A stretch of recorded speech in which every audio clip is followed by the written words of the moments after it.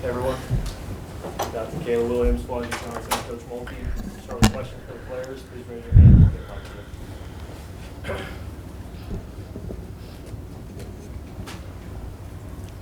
Flau'jae, for you.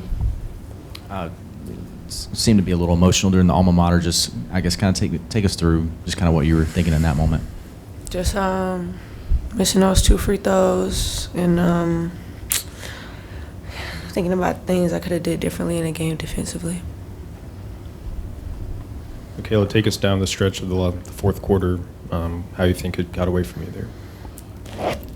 I think it just boiled down to us not making shots down the stretch. They had a couple of key buckets that pushed their momentum forward. So this question is for both Flau'jae and Mikaylah. When you have a game like this, as close as it was, you don't get the win, but what does a loss like this kind of help propel you guys to maybe dig a little deeper as you get throughout the month of February? yeah, I think some of us have to just look in the mirror and down the stretch, bow our neck and stop dropping these close games, doing what we need to do early in the game so it doesn't come down to 2 free throws at the end of the game. So I think just taking care of our business in the first half so we don't have to do all that fighting in the back end. I think it's focus. A question for both of y'all. I wasn't done. Sorry. I think it's focus. I think it's continuing to focus on the little things and holding each other accountable. And we got to continue to do that. These close games, like, you never want to lose them. But it's not one play at the end, or it's accumulation of things that we can do better. And that start with me and Mikaylah. You know what I'm saying? And we're gonna go back to the drawing board, and we got to be better.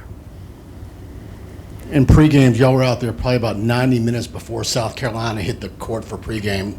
You think some of that stuff is maybe y'all are practicing going at it too hard and that may be affecting y'all late in the game?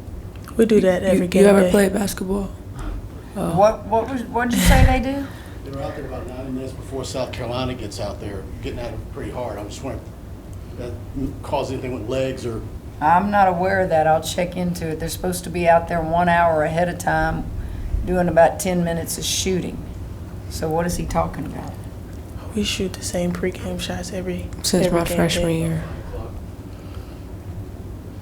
Next question. Great. Flau'jae, you've been in these positions before. How do you help the freshmen and the younger players try to compartmentalize the loss and look forward ahead to what's next? I mean, it's hard for me, but they're a pretty spirited group. They know, we got another hard game coming up. We just got to learn from this. Coach Bob said, Nick Saban said, never waste a failure. So we're not going to waste this loss. We're definitely going to learn from it. We're going to grow from it. And as just vets, tomorrow, whenever we get back in the lab, we gotta focus. We really gotta be intentional about these last couple of games that we have, and then going into the SEC tournament and the big dance. Anybody else? All right, thank you.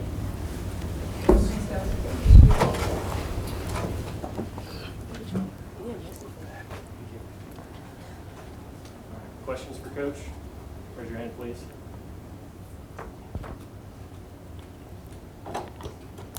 What did you think of Flau'jae tonight?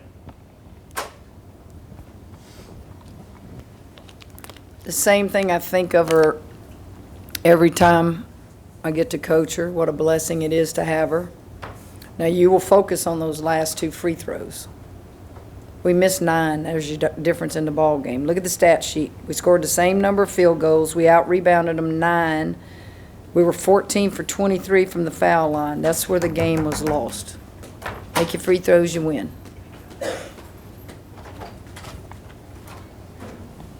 Coach, you brought in Bella Hines kind of in that third quarter to bring a spark. What did you see from her in that I stance? saw a kid that I need to play more. She needs to take away some of the minutes of some of them. Because she got out there and guarded Tessa. She wasn't afraid to bow up to her. She made shots. She had a lot of energy and effort, and she has my respect. You brought up the free throws that were missed. Your team is known for making free throws down the stretch. Where do you think that came from tonight? I'm not real sure. If I knew that, I'd be in psychology, wouldn't I? I have no idea. Got to the free throw line, so reward yourself. Reward yourself. Did they do a good job on Mikaylah? It seemed like she was fighting pretty hard to get the basketball tonight offensively.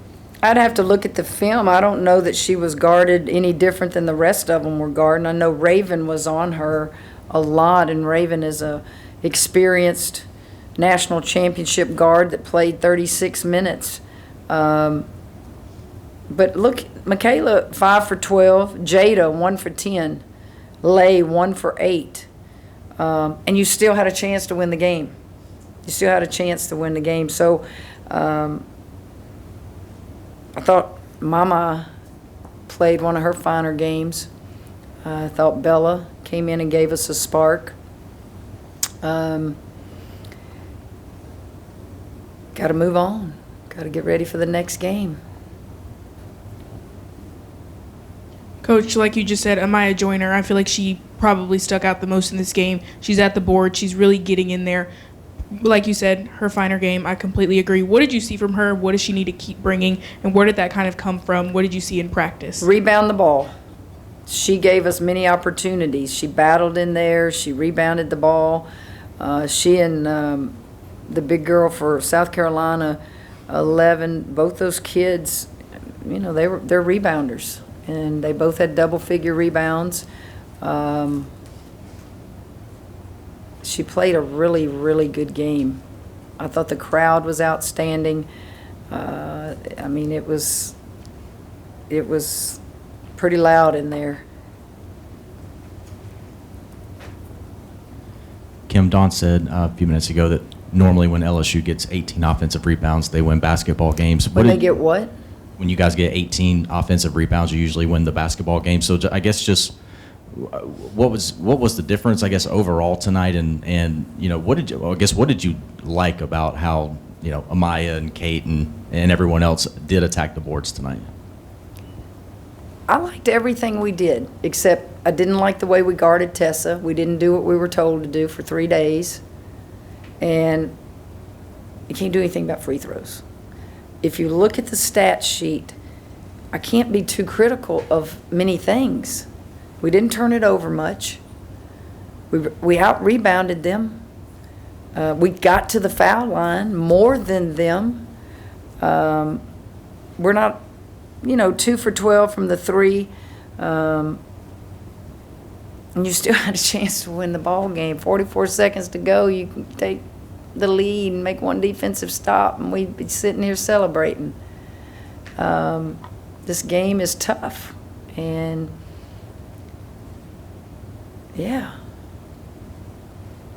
when you do get that many rebounds, you would think you're going to win, but that's not the only thing. When I look at that stat sheet and how it's so good, how'd you lose, Coach? Well, look at the free throws. Coach, I know you've already spoken on Bella specifically, but your freshman class seems to really answer the call whenever their number's called. Just what do you make of that group and how they've performed throughout SEC play when they've gotten their opportunity? They're very talented. They're very competitive. They're not afraid to fail. They're very confident. And this day and age, you know, if those kids stay together, they're going to be really special. But you just never know, you know. But, man, I sure am enjoying coaching them. Coach, you've praised Jada's guard play all season, and despite that she didn't reach, like, double-digit figures tonight, what did you like about her going against Raven early on? Well, Jada had to guard several of them on the perimeter. Jada's just going to continue to get better and better. She had some open looks that she normally knocks down, and she didn't. But I thought for the most part she's trying to grow and lead us as a point guard, make the right pass to the right people. Jada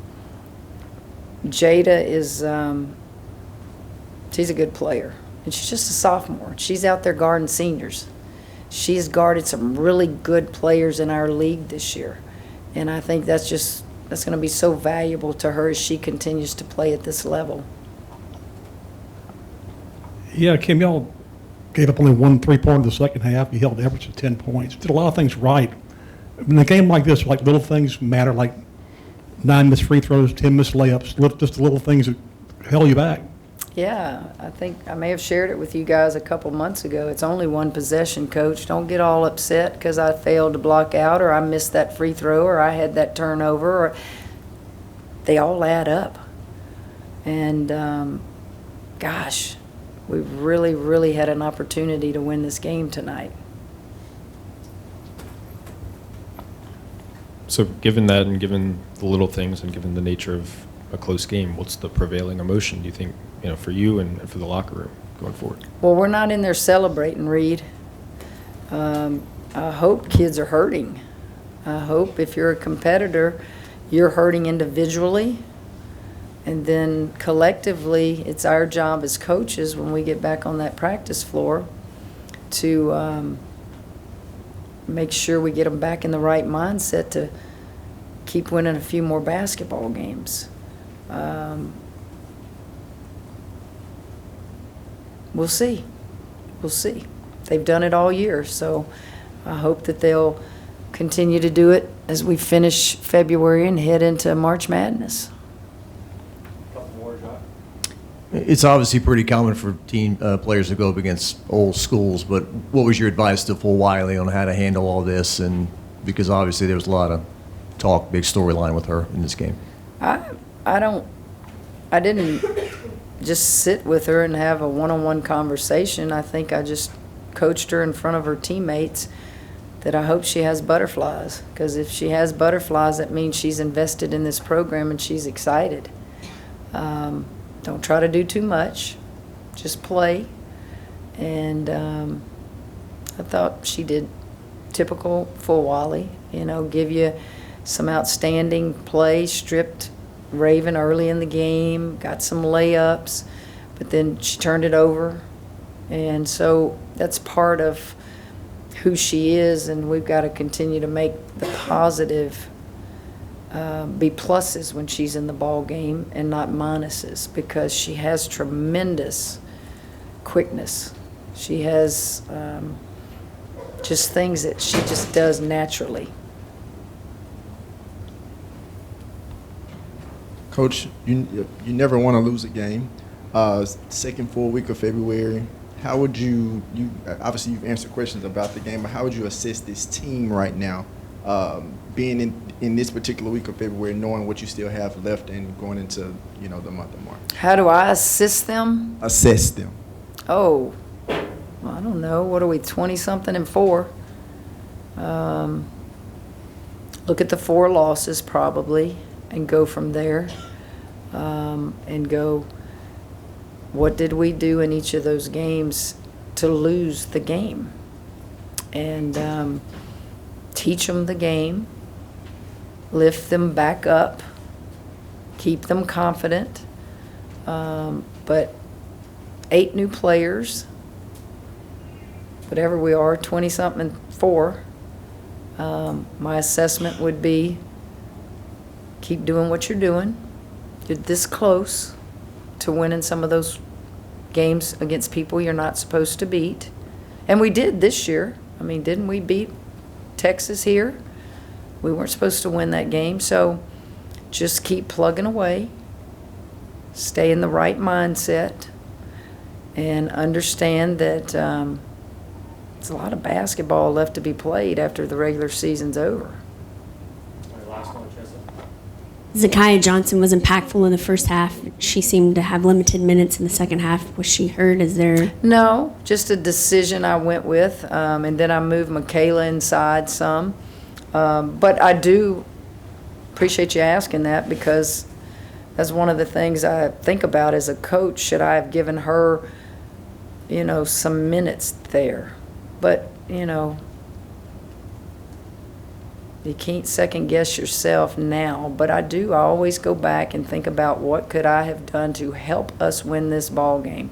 Can't shoot a free throw, can't dribble it for them, and I can't pass it, but I can make the right substitutions and things like that. But we did fine as a coaching staff tonight. Coaching staff was very good, very helpful, very engaged. You got to always make sure you have the right people guarding. That I may go back and look at and go, why didn't you do some of the things we wanted you to do on Tessa? And hold them accountable. Hold them accountable. You bet.